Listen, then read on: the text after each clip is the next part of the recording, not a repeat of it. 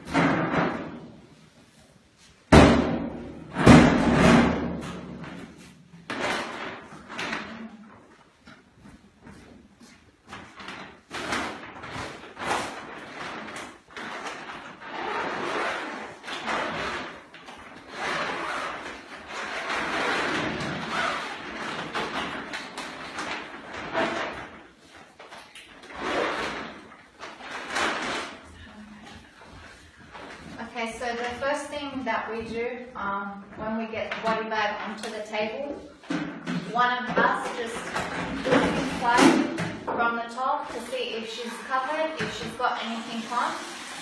If she's covered, we'll just take the bag off. If she's not covered, we'll get a towel and we'll just place it across her aura so nothing is showing.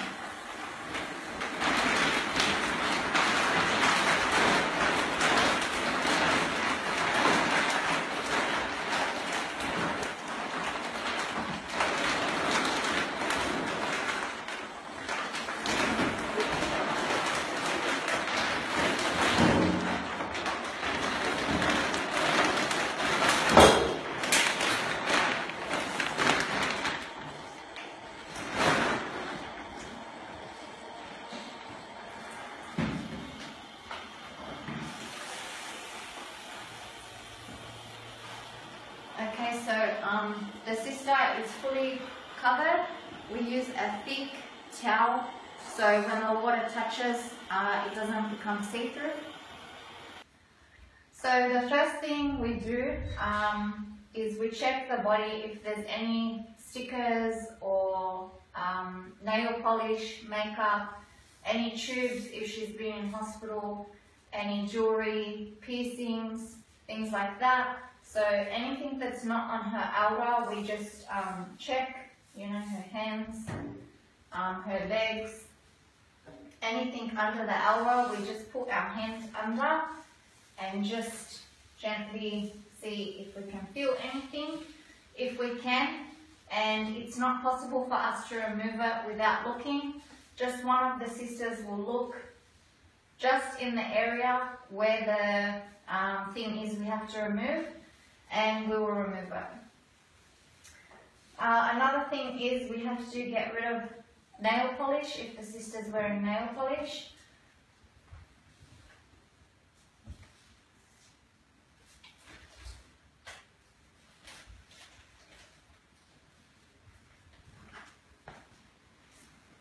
So for the nail polish we use, it's a graffiti remover, so it gets like paint off walls.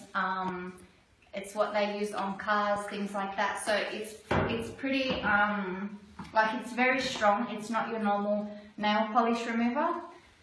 There's a misconception in the, among the community that they think that nail polish can't be removed off the hands or off the feet once the body has died, and it's not true. Alhamdulillah, we're always able to remove the nail polish off the deceased.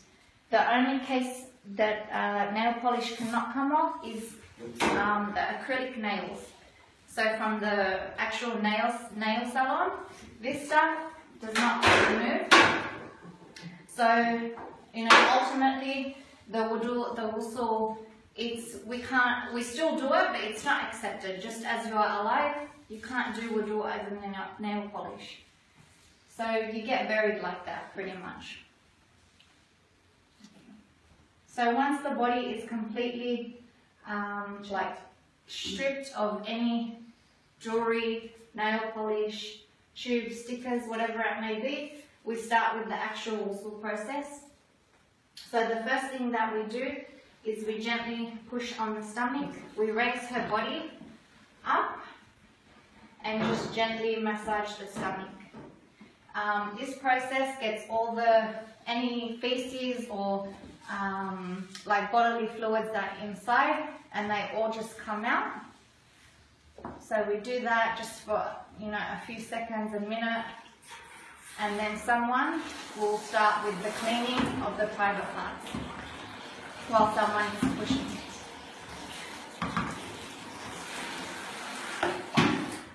At this time as well, we don't look at the actual aura, so she just gets a sponge with soap.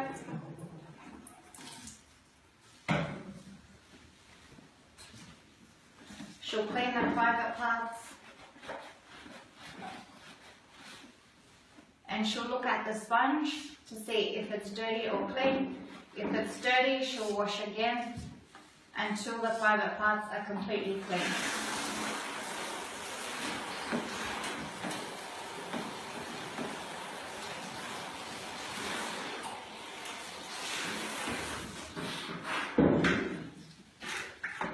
So once the sister is completely clean from her private parts, we start with the wudu process.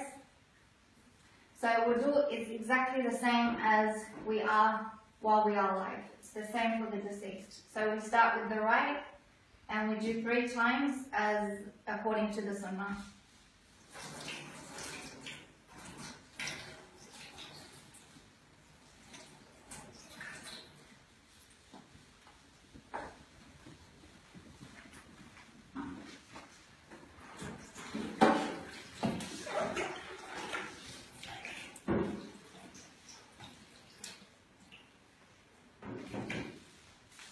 For the mouth, we just wipe over the mouth 3 times. And same with the nose, we just wipe over it, gently squeeze if anything comes out. This is because no water is allowed into the body.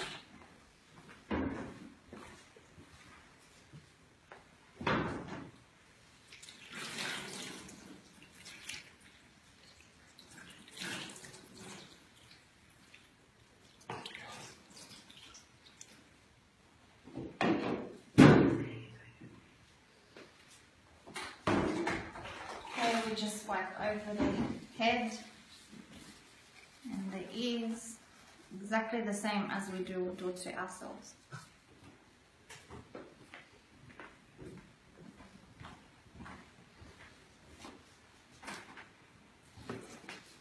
And the feet, we get in between all the toes.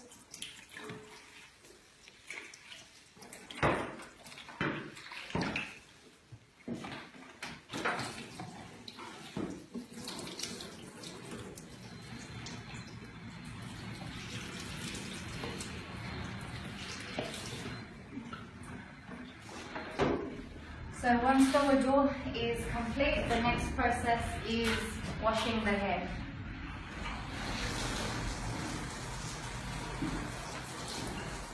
So we use just normal shampoo conditioner as we would use on ourselves.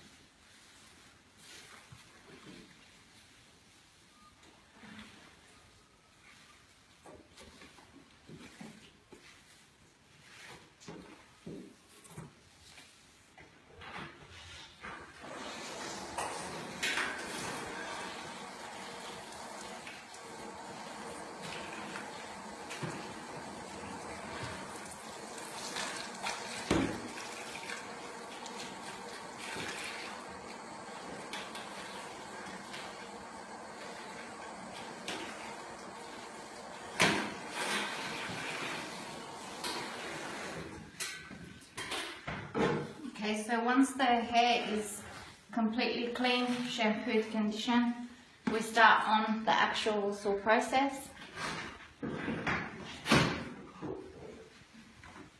For the whistle, we changed the cloth that we used for the private part, so that's discarded, we use a clean one.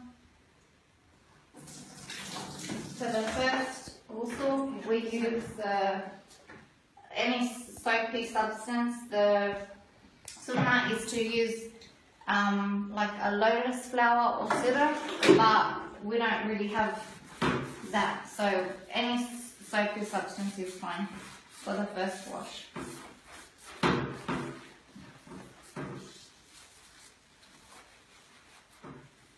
We always start with the right side.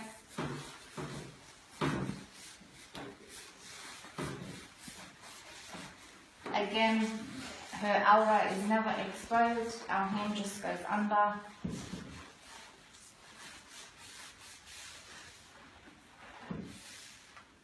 Once the right side, the front is completed, we turn her and wash her back.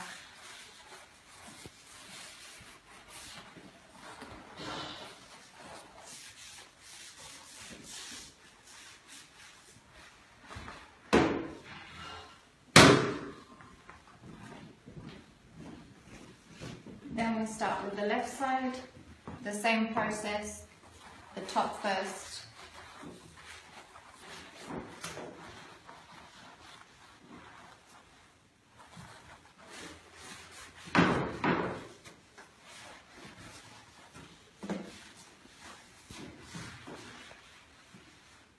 Then we'll roll her to her side and wash the left side of the back.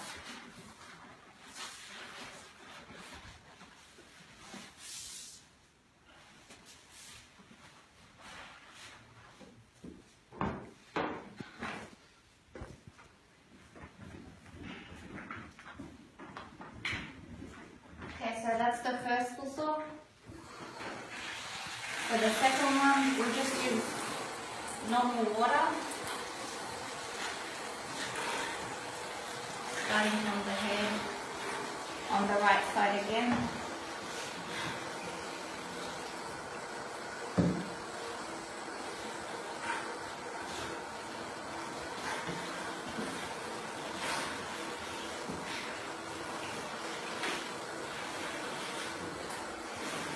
shrouding her.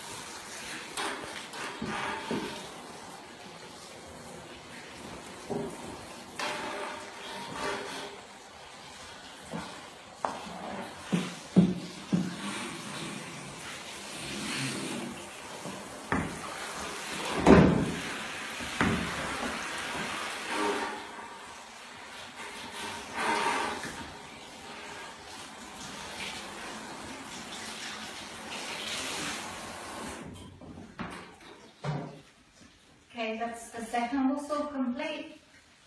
For the third, we put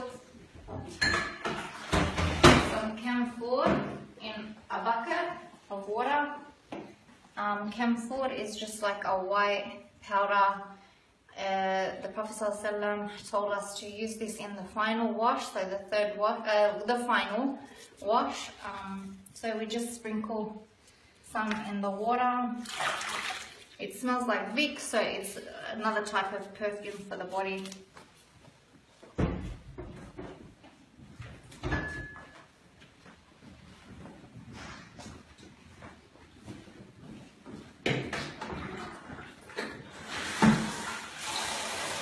And we just repeat the process, so from the right side, first from the top.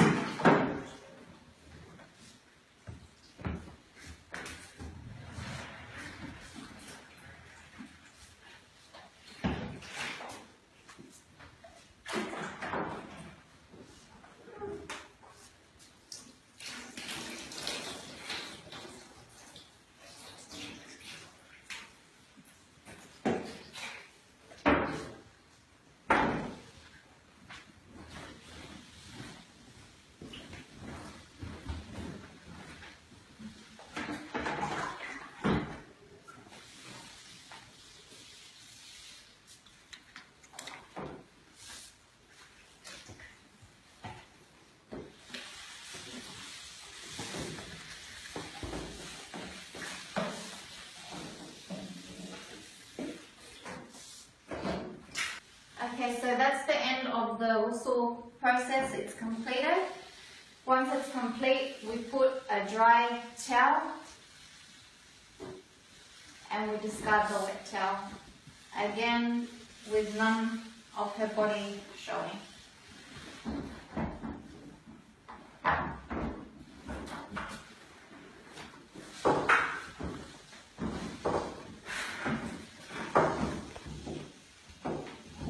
We just completely dry the body.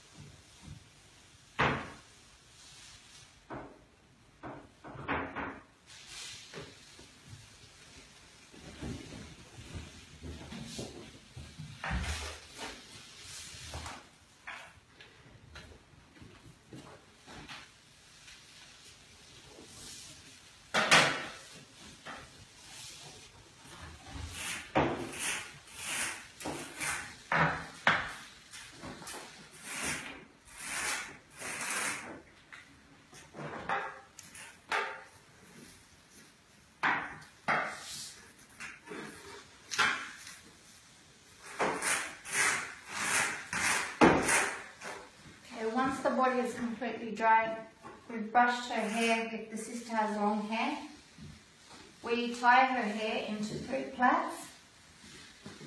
So 2 on the side and one in the middle. We do this because the Prophet ﷺ has taught us to do this. It's a sunnah.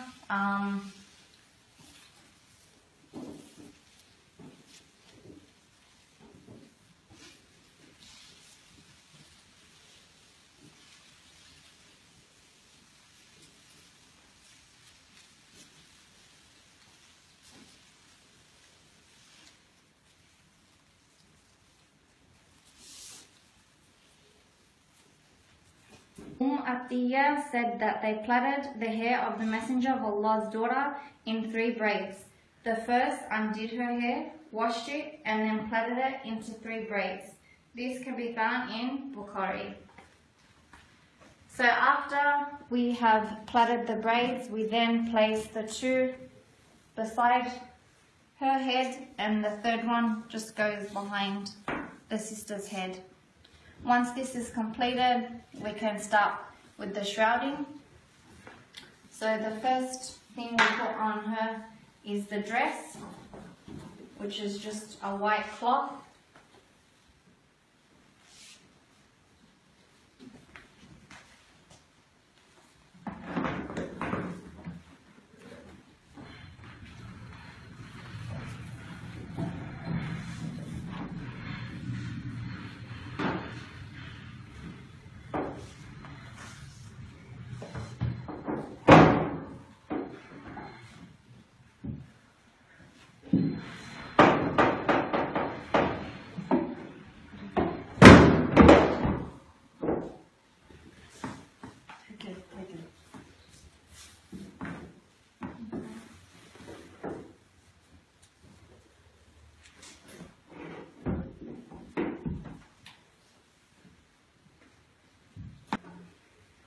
Regarding the hands, the position of the hands of the deceased, there's a major misconception in the community amongst the Ummah as a whole, that they believe that the hands of the deceased get placed over the chest as we do in Salah.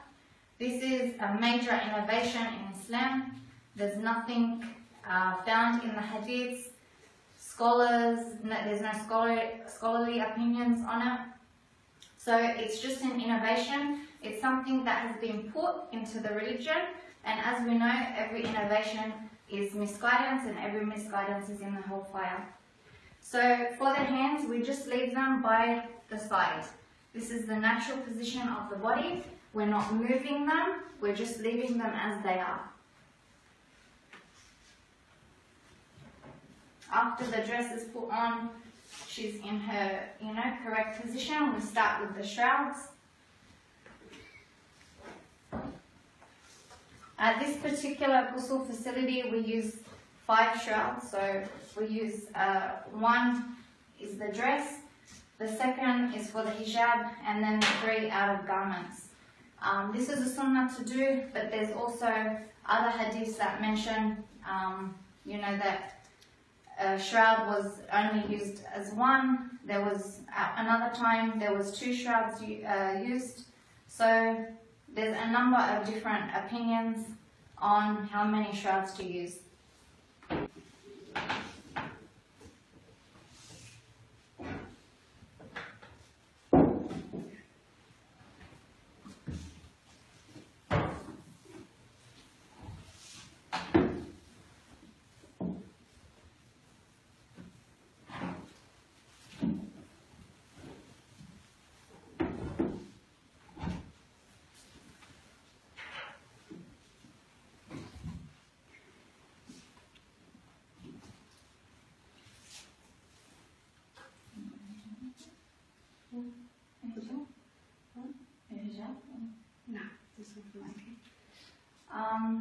So on the body, we perfume the body. This is a recommended sunnah, even for the sisters. This is the only time that, a sister can perfume her body and be out of the house. So this was a sunnah. The Prophet ﷺ used to perfume the women, so his daughters, he would perfume them. We put it on the places of sujood. So this is another sunnah the Prophet ﷺ used to put the perfume on the places of sujood. So the forehead, the nose, the hands, the knees, and the feet.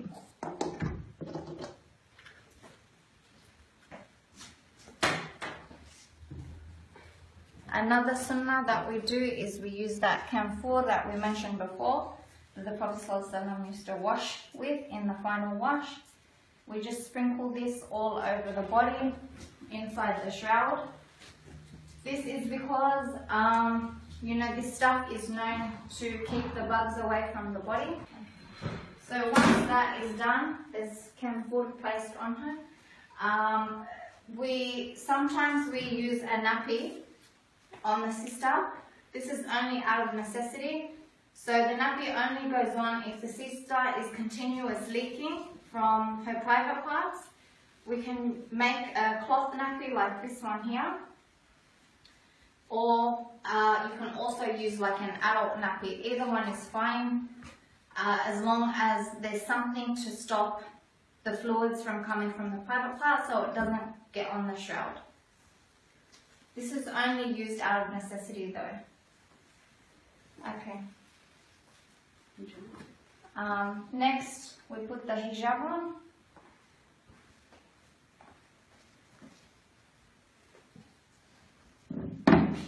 So for the sisters, who didn't implement hijab while they were alive, you're going to be buried in it, so there's no escaping the hijab.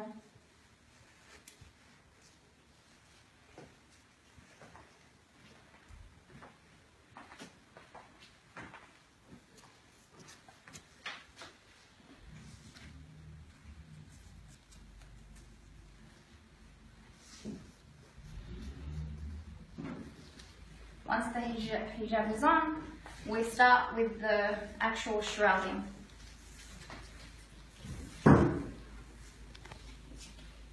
So we start with the right side first.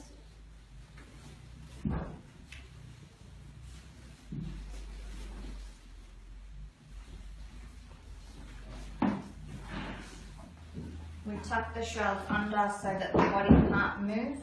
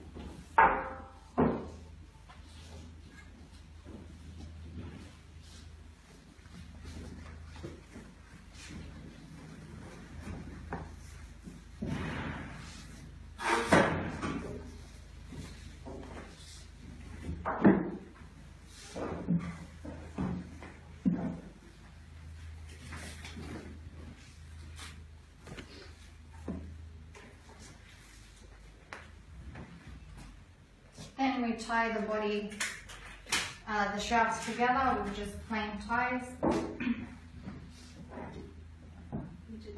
So one on the around the feet.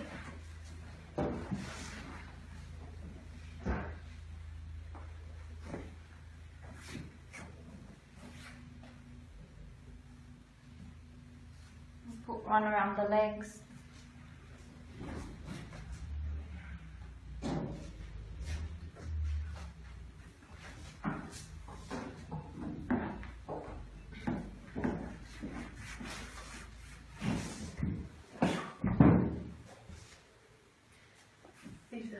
We will show the face.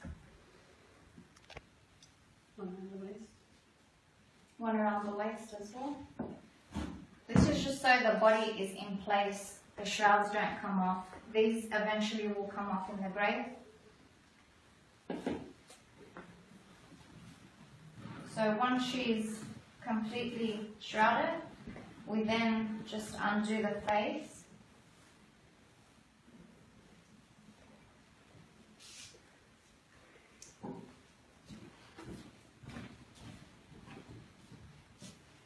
Okay, and at this point, if the family members wish to come and view the body. They'll come in, you know, they'll say their final goodbyes, make dua for the deceased. It's also recommended that they kiss the body, kiss the face. This is a sunnah. The Prophet ﷺ used to actually kiss right in between the eyes. So it's a recommended sunnah. You know, unfortunately, among the community, they think that you can't actually touch the body or kiss the body, and it's in fact a sunnah, like I mentioned. Another thing we get asked from the family is if they can take a photo of the deceased. This is strongly disliked. It's not a part of Islam to take a photo of the deceased. Number one, you don't have her permission. Another reason is, you know, we're living in a time of social media. So once that photo hits Facebook or the internet, it just gets shared around like in a second. And then you've got thousands of viewers on this deceased photo. And like I said, you don't have the sister's permission for this photo. So, and you don't want to stand before Allah one day and the sister wasn't happy that you did this in the first place. Another thing is mahrams coming into for the viewing. This is not allowed. So anyone that's non-mahram to the sister cannot come into the room and view her. So it's just the same as we are live. The brothers and sisters, we lower our gaze when we're in front of each other. The same as the deceased. A non-mahram is not supposed to be viewing her, staring at her. Another important issue is the people who are watching the deceased. You can't then go and tell people what you saw. This is actually a major haram. So to mention anything that you saw, especially the bad. If you saw something good, it's good to tell the family, you know, I saw the sister had a smile, she had a beautiful smell, she was light, things like this. This is recommended to tell the family. It just gives them hope, you know, so that's fine. Another misconception in the community is that when the wife passes away, the husband immediately thinks that the marriage contract is void, so he can't, you know, touch his wife, kiss his wife, even to the extent where they won't even come into the room. This is false because we have many hadiths where companions would wash their wives, and the Prophet ﷺ, there was a narration where he tells Aisha radiallahu anha that he would wash her when she passes away. And later on in that same hadith, it mentions that Aisha wanted to wash the Prophet ﷺ when he passed away. Another question we constantly get asked is, does the body feel everything that we're doing to them at this time? There's a hadith from the Prophet ﷺ where he mentions that breaking the bone of the deceased is as though you're breaking it while he's alive. So that just shows you the body can feel everything at this time. And this is why it's so important that when you're washing the deceased, you're very gentle with everything that you do, even when you're brushing the hair. As we know, as sisters, when we brush our hair, someone pulls it, we scream. So same with the deceased body.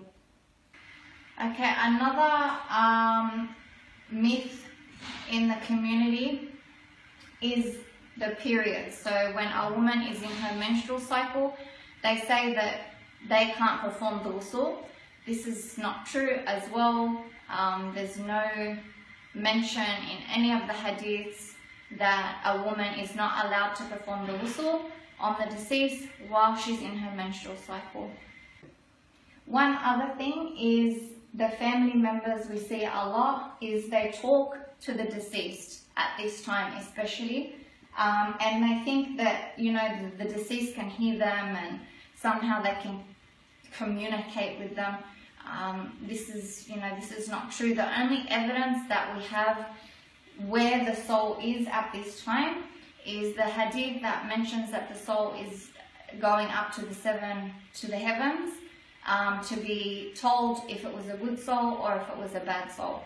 So this is the only evidence that we have where the soul is at this time.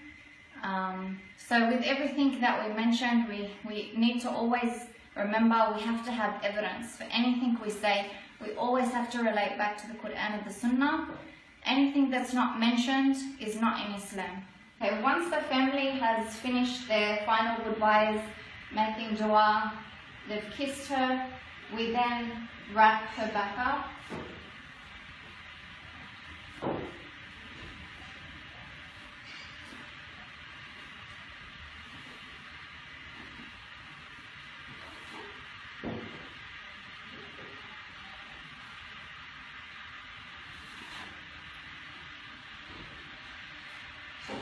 Once she's tied, the men then come and take the body. They take her to her janazah where she's prayed upon, the funeral prayer. After the funeral prayer is done, she's then taken to her grave. Once the body arrives at the grave, the men lower her in. They put her on her right side, and these ties, they come off. So all of them will come off. They don't expose anything of her, they're just left like that. And then, obviously the grave is closed upon her, and this is when the sister will start the questioning in the grave.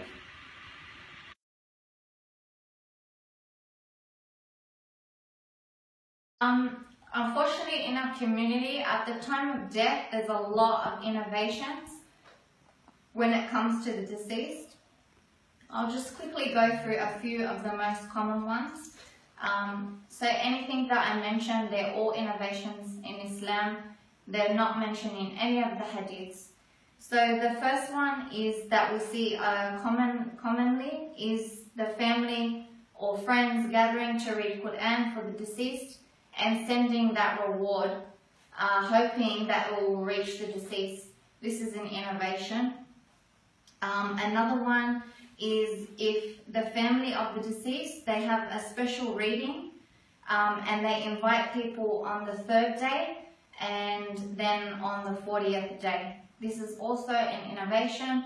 Again, nothing is mentioned in any of the hadiths, the Quran, nothing. Another one is, so at the gravesite, nothing of the Quran is to be recited upon the dead. This is another innovation, and the Prophet ﷺ never did this, nor his companions. Another one is the family of the deceased, when they prepare the food for the people coming to offer the condolences.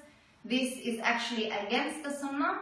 The Sunnah is for the people to bring food, make food for the family of the deceased. And a huge one that we see a lot is reading the Fatiha or Surah Yasin over the deceased.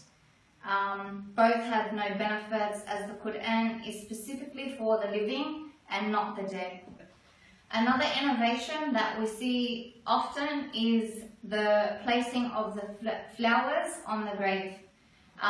So this is another innovation in Islam. The Prophet ﷺ nor any of the companions never did this. People always like to refer back to the hadith of the palm leaf placed over the grave. This hadith was only mentioned, it was only specific for this one incident, and it was never done again after that. Another innovation that we see commonly, especially at the graveyard, is the building of the graves. So the big gravestones of marble and whatever else, they actually have, sometimes you'll see their photos are on the actual grave. They have Quran verses, and as we know, Quran is not to be mentioned in the graveyard. So having it on there, there's no benefit of that. So the only thing that we are supposed to do for the graveyard is we just have a small plaque like this.